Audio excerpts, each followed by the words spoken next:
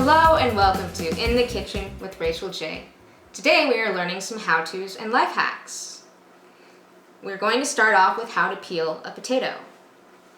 Now first, as you can see, it has some sprouts and some bad spots. So you want to get rid of those first.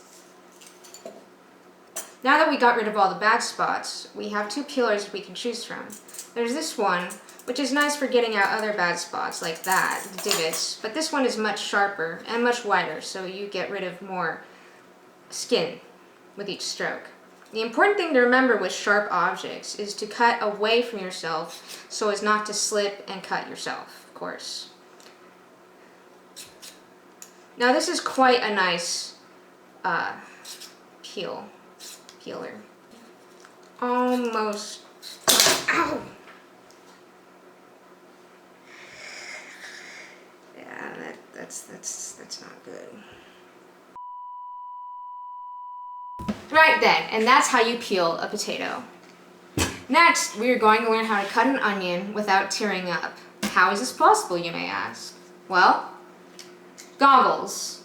Now I got these goggles from my dead grandpa's garage, but I'm sure you can find any good quality goggles at any hardware store. You want to make sure they have a nice tight seal. They don't necessarily have to be tinted, this just gives me street cred. You can put these away. Now to cut an onion, you need to get the outer skin off, but the easiest way to do that is to chop off the ends. And that way, the skin will come off easier. Once you get all the skin off, you slice it.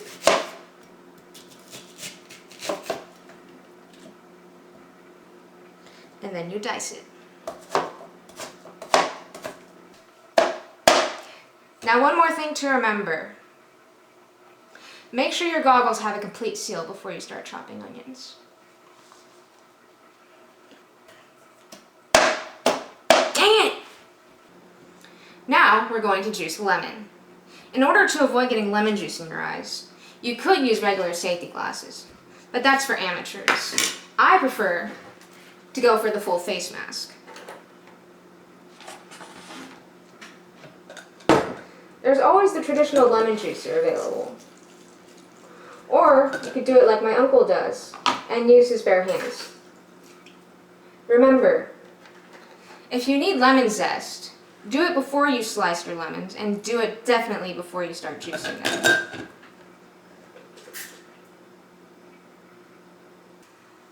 We're going to end with how to cut a jalapeno pepper.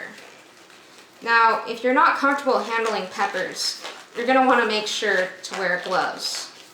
And you never, ever should touch your face while handling any sort of pepper.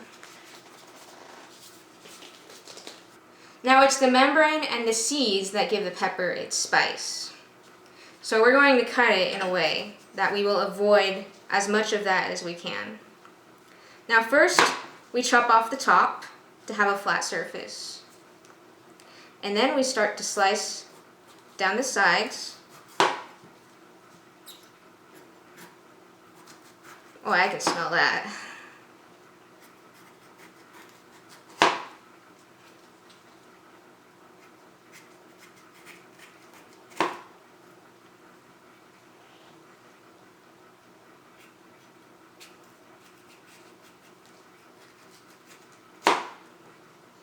And there you go. You have most of the flesh off of the pepper.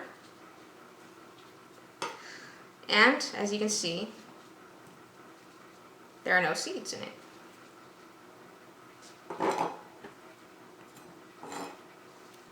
Thank you for coming and watching the latest episode of In the Kitchen with Rachel J. Oh my gosh! Oh my god! Sorry about that. One last note. Always wash your hands after you take your gloves off. Thanks again for watching. See you next time.